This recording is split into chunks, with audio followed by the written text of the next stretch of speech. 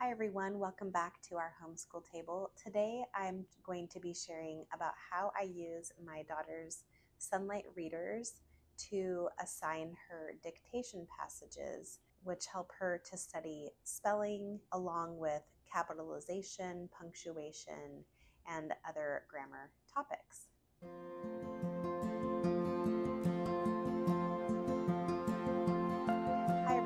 Welcome to our homeschool table. My name is Jerilyn. I'm a mom of 3 kids, ages 10, 3, and 1. This is our 6th year homeschooling. We started when my daughter was in kindergarten, and now she is in 5th grade. So ever since 1st grade, we have been using the Sunlight History Bible Literature programs. They come with a set of readers. So we have used the Sunlight readers from grade 1 through grade 4. And then last year in 4th grade, she used the level D readers. And now this year, she is using the level E readers.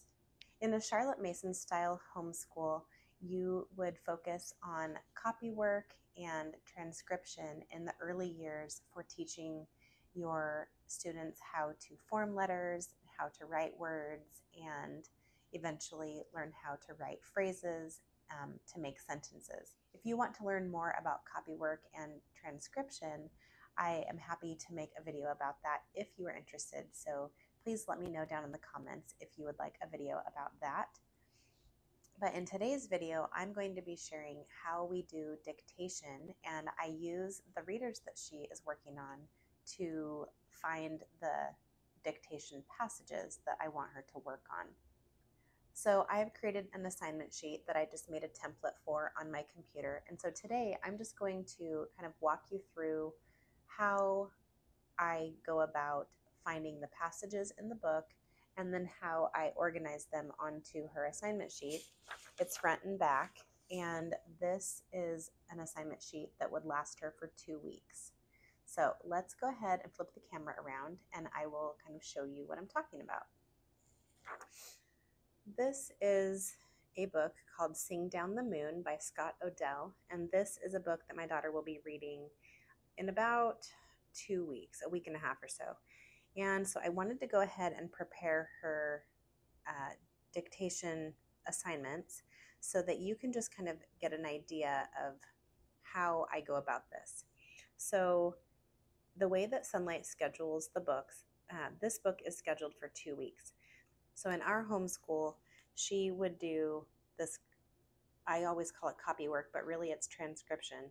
So she would do copywork on the first day and then the second day. And then on the third day, I would dictate the passage to her after she studies the first 2 days or one of those days. So let me kind of show you what I mean. So on the first day, I have chosen from page 2 in the book a passage for her to transcribe. So right here on page 2 is where I have started her first transcription passage. So I started right here where it says, "I heard the first sounds of their coming while I lay awake in the night. At first it was a whisper, like a wind among the dry stalks of our cornfield. After a while it was a sound like the feet of warriors dancing. Then it was a roar that shook the earth. I could hardly wait until the sun rose." In the Charlotte Mason education, she taught that for kids to learn spelling and proper penmanship and things like that, that students need to practice good writing. So that is why you would use a book, a piece of literature that they're reading, or a poem from a poet that you are studying, or maybe a famous quote or scripture from the Bible, things like that. You would have them study a section of whatever you've decided on to really work on those skills. So in here, for instance, she's going to highlight all the capitals and punctuation. She's going to pay attention to where she sees indents. She's going to copy the passage down. Now, I have her do that because that is the way that we do it in our homeschool, but other people might not have their kids transcribe the passage. Maybe they would just practice a sentence at a time, or maybe they would just read it out loud and spell the words out loud, or things like that. But for us, we are going to do copywork. So, and I kind of use the word copywork interchangeably with transcription, so don't get too hung up on those words. But then she would go through the passage and pick out all of the words that are maybe unfamiliar to her and that she would need to really think about a little bit more for spelling practice and being able to write the words correctly when I dictate the passage. So this is her assignment for day 1. In her notebook, she would write out this section. Then on the second day, this is a passage from page 13. So I just wanted to show you. So here on page 13, right here, it starts out, "I thought what a good name he had taken for himself. It was better than his first name, River Boy, which his father had given him. He had carried it now for 2 springs and a summer, since the day he killed the brown bear beyond Rainbow Mountain." And you could go to the end of the paragraph. I just chose not to because it seemed fairly long enough already. So I typed that paragraph out right here. And once again, she's going to highlight all the capitals and punctuation, circle where she sees an indent, copy the passage, paying attention to those things, and then, of course, writing all of the words that she thinks she will need to practice for spelling on the words section. So the lesson book that we use for my daughter to copy all of her copywork, dictation, and written narrations in this year is from Sherry Hayes at momdelights.com. And she also has a YouTube channel where she explains about her lesson books. And I have done a flip through and kind of review of lesson book level 4 that we're using this year. So I will link that up here as well. But that is the notebook that we're using. But you don't need a notebook, anything special for this. You can just use a piece of paper or just a regular lined notebook. So for the second day, she would do this assignment. Then down here it says day 3, dictation. She's going to practice all of the words that she chose from these 2 passages. There's a spot in the notebook where she would write those words a couple of times. And then she's going to study day 1's passage for dictation.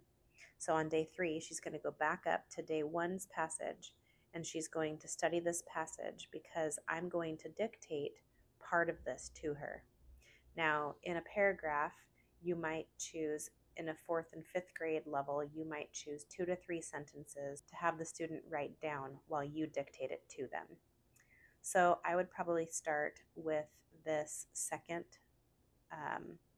sentence, and mainly because it has a pause right here with a comma, and that is something that we've been working on, is to listen for those pauses in the sentence and where those punctuation marks will go.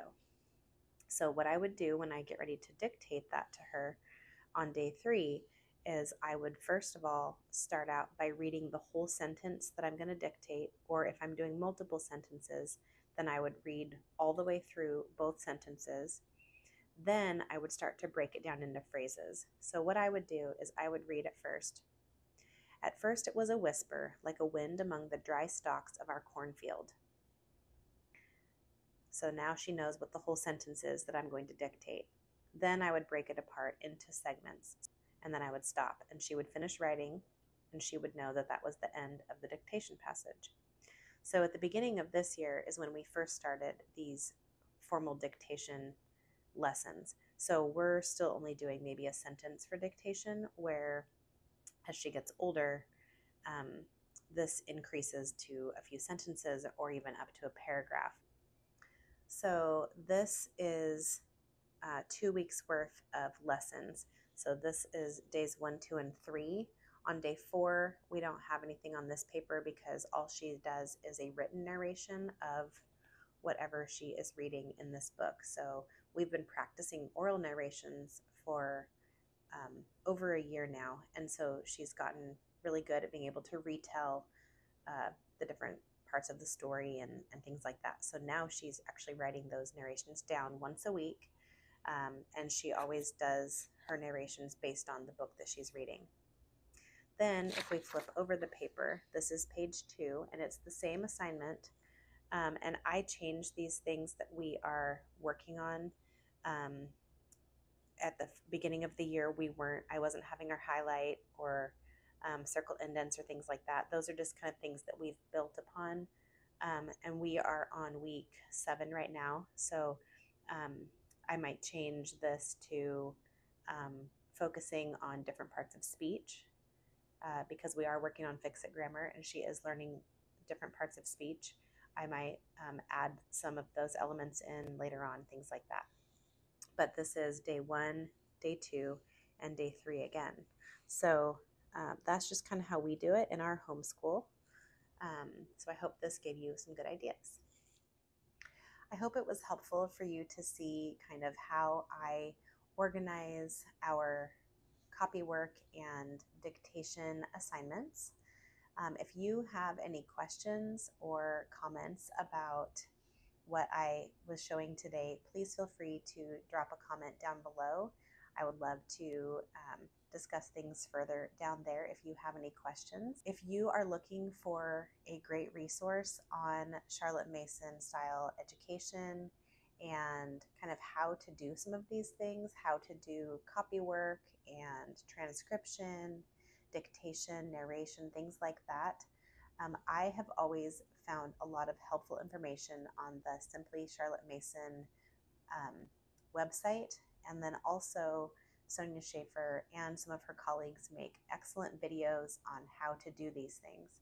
So I'm going to link the website down below in the how-to series that she did, and if you click on that page, it will take you to a bunch of how-to videos and blog posts about how to do all of these language arts and enrichment subjects in your homeschool.